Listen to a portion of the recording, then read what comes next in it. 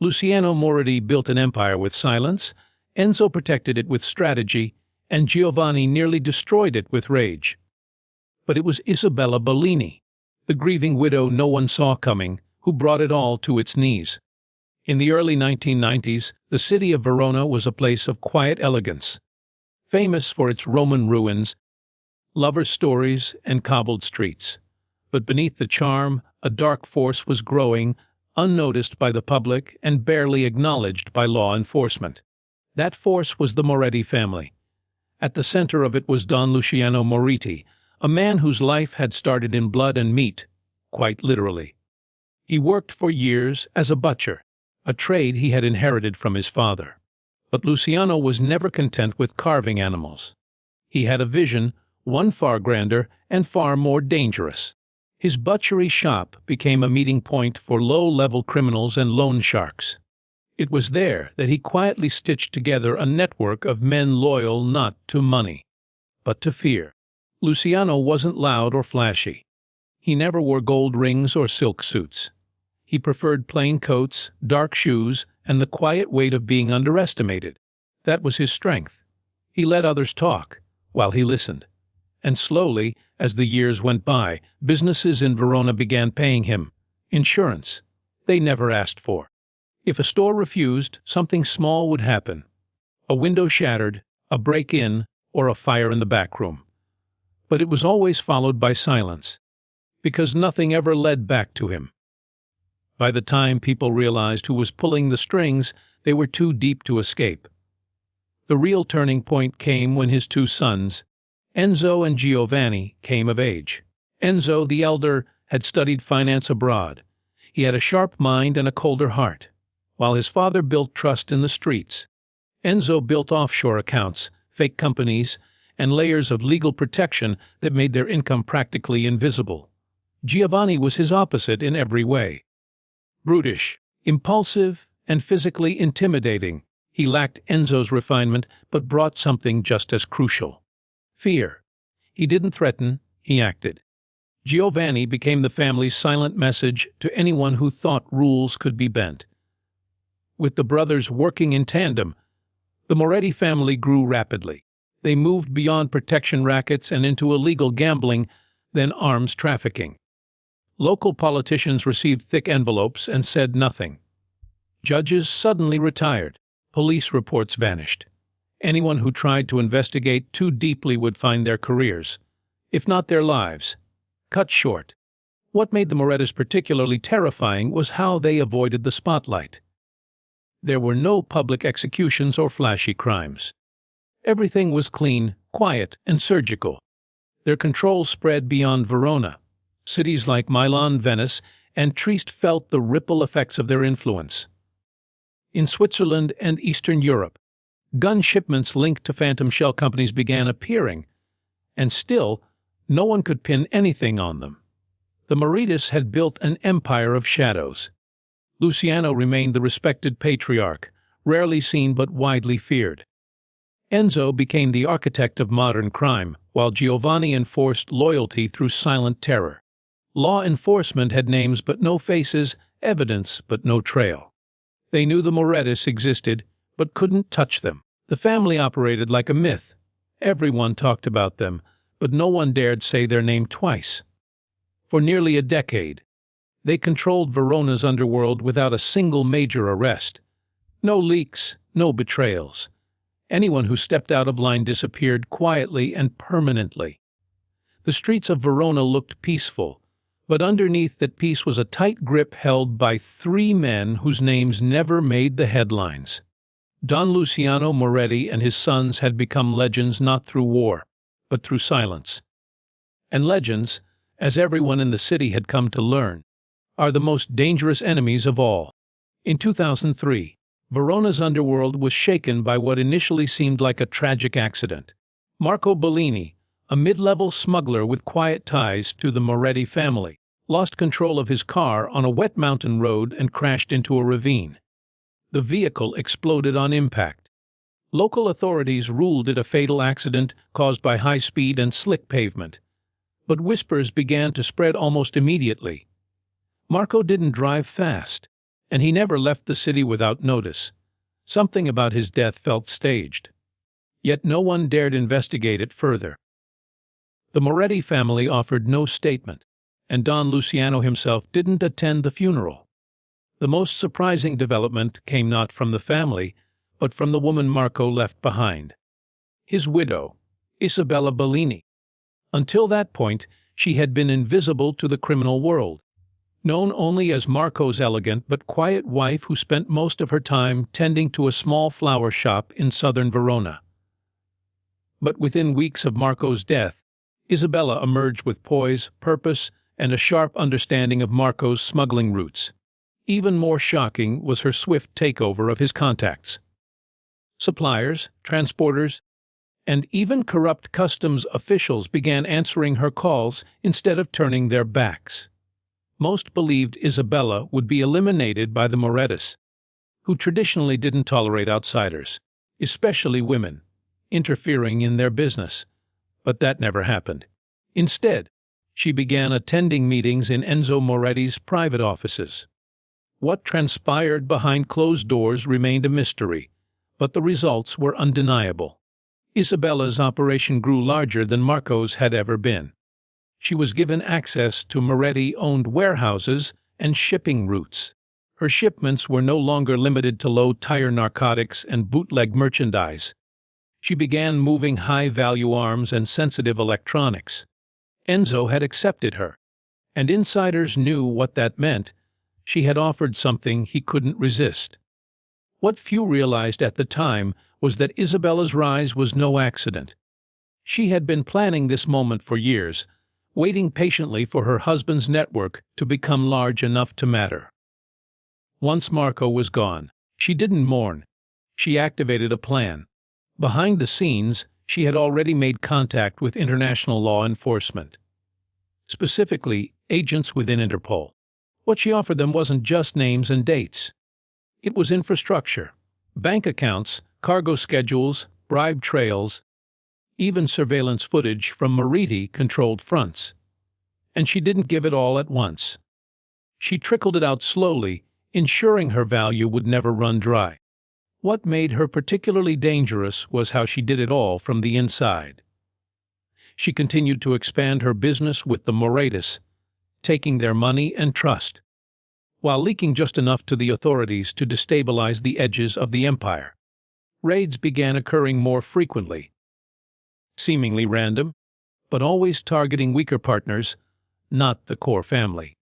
This gave Isabella the illusion of loyalty while eroding their foundation piece by piece. Enzo believed he had gained a valuable ally. In reality, he had welcomed a ghost into the machine, one who knew how to smile, play the part, and slowly dismantle everything from within. For over a year, Isabella walked a deadly line. She attended Moreti celebrations, kissed cheeks, exchanged gifts, and toasted to their power. All the while, she carried a burner phone and a hidden flash drive loaded with confidential files. Her knowledge extended beyond finances. She knew their safe houses, drop points, and even which politicians had been bought and at what price. The information was gold to Interpol, but to Isabella it was leverage, insurance in case things ever turned. Still, it was only a matter of time before someone noticed. The Morretis were many things, but they were never fools. As Isabella's power continued to grow and more external pressure mounted, quiet suspicions began to stir. Enzo's men noticed unusual activity around shipments she handled. One of Giovanni's informants mentioned seeing her speaking with someone outside the family. Someone with a badge. The clock was ticking. Isabella had made a dangerous choice. And in a world built on silence, secrets, and revenge, choices always had consequences. In early 2006, a plain brown envelope appeared at a police precinct in Milan. It was hand-delivered by an unknown courier who left without a word. The envelope bore no return address, only a crimson fingerprint pressed into the seal. Inside was a folded sheet of paper containing detailed information. Bank account numbers, coded invoices, offshore holdings, and a list of names linked to unsolved murders across Verona, Milan, and Trieste. Every detail pointed toward the Morreti family. For the first time in over a decade, authorities had tangible evidence, and it was enough to stir something that hadn't existed in years' fear inside the Moretis. Though unsigned, the document had a specific tone. It was written not like a threat, but a warning. Clear, methodical, and full of quiet confidence. Investigators quickly realized that whoever sent it had intimate knowledge of the Moretis operations, something only a trusted insider could possess. The envelope had been postmarked from a district in Verona not far from Isabella Bellini's apartment. The timing, combined with the nature of the information, narrowed suspicion. But when police went to find her, they were already too late. Isabella's apartment was eerily silent when the door was forced open. There were no signs of forced entry, but something was undeniably wrong. Her living room had been disturbed, furniture overturned, a shattered mirror, and the faint scent of something metallic in the air. Her phone had been smashed and flushed down the toilet. A suitcase lay half-packed on the bed. Whatever had happened, it happened quickly. There were no blood stains, no body, and no signs of a struggle that would suggest a fight to the death. It was as though she had simply disappeared. But the most chilling discovery was left deliberately in plain sight. In the small hallway that led to her kitchen, a child's drawing was pinned to the wall with a knife. The drawing, made with bright crayons on white paper, showed a house in flames. 3 stick figures stood inside, surrounded by orange and red. Each was labeled with a single letter: L, E, and G. The message was clear to those who knew the Moretis: Luciano, Enzo, and Giovanni. Whoever had taken Isabella was making a statement. The hunter had become the hunted. The police issued a missing person report, but made no public announcements about her possible connection to the Mafia. Within days, her flower shop was burned to the ground. The cause was listed as accidental, but investigators knew better.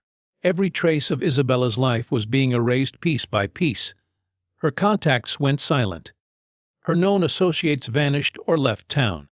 Even the Interpol agents she had worked with began encountering unexplained threats and surveillance. Inside the Morreti family, suspicion turned inward. Enzo quietly began auditing their own communication channels. He ordered internal sweeps of warehouses, ports, and accounting records.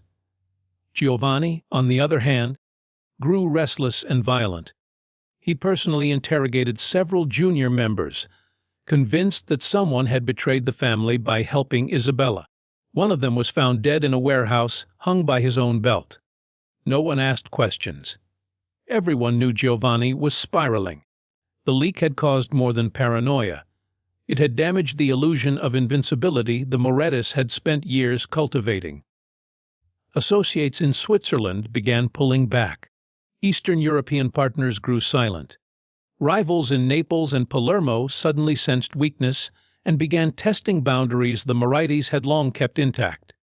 And through it all, Isabella Bellini remained missing. Alive or dead, no one knew. But her presence lingered like smoke after a fire. Her actions had set off a chain reaction that couldn't be undone. For the first time, the Morreti family wasn't just cleaning up a mess. They were reacting, uncertain, and afraid. The red fingerprint had done what bullets never could. It made them vulnerable. And in the criminal world, vulnerability was the beginning of the end. By 2009, cracks within the Morreti family had become too large to ignore. The once carefully orchestrated empire began showing signs of stress, and at the center of the chaos stood Giovanni Morreti. The younger of Don Luciano's sons, Giovanni had always been the family's enforcer. Unquestioning, brutal, and fiercely loyal. But Isabella Bellini's disappearance had left something fractured in him. In the years that followed, his behavior turned unpredictable. Where he had once acted with purpose, now he reacted with paranoia. Where he had once punished traitors with quiet precision, now he made public displays of violence. Surveillance footage captured him in broad daylight, savagely beating a man at Verona's main train station. No attempt was made to conceal his identity. Witnesses were present. Phones were recording, and yet Giovanni did not care. The man he attacked had been an associate suspected of feeding information to law enforcement. Whether that suspicion was true or not no longer mattered. Giovanni had started treating every unexplained event as an act of betrayal. His own men began living in fear, not of rival gangs or police, but of him. Then, in rapid succession, 3 of Giovanni's most trusted enforcers were found dead. Each case was ruled a suicide. 1 hanged, 1 overdosed, and 1 found at the bottom of a river. But none of the deaths seemed natural. 1 had purchased a new car days before his supposed suicide. Another had made vacation plans with his wife. All 3 had known details about the shipment routes Isabella had once controlled.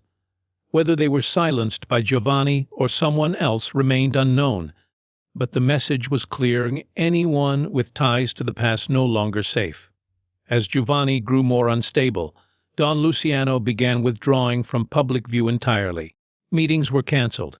Front businesses slowed operations. Rumors circulated that the old man was losing control of his sons.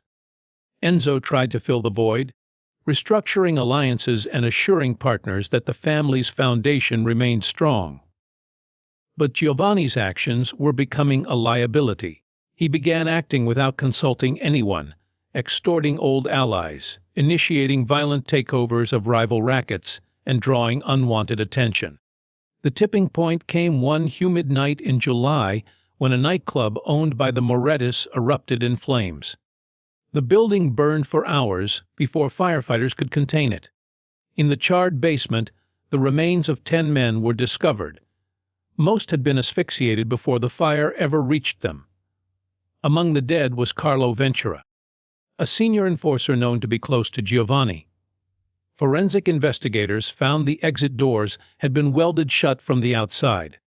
Giovanni didn't issue a statement, but his silence spoke volumes. Those who questioned him disappeared. Whispers circulated that he had begun eliminating anyone he could no longer trust, even allies with years of service. Only weeks after the nightclub fire, Giovanni was arrested. An anonymous caller had tipped off the police about a hidden weapons cache in a Morreti-owned warehouse.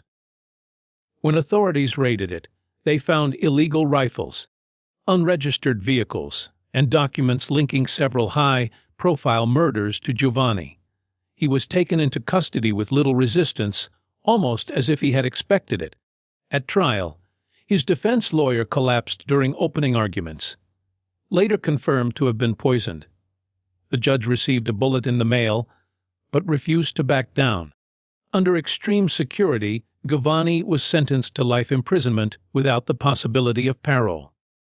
Neither Don Luciano nor Enzo appeared in court. They did not send legal teams, nor did they make appeals. Giovanni had become too volatile, and in the end, he had destroyed his own protection. His arrest marked a turning point in the Morreti legacy. The family had survived decades of investigations, betrayals, and political pressure. But now, one of their own had cracked from within. Giovanni's fall wasn't just a personal collapse.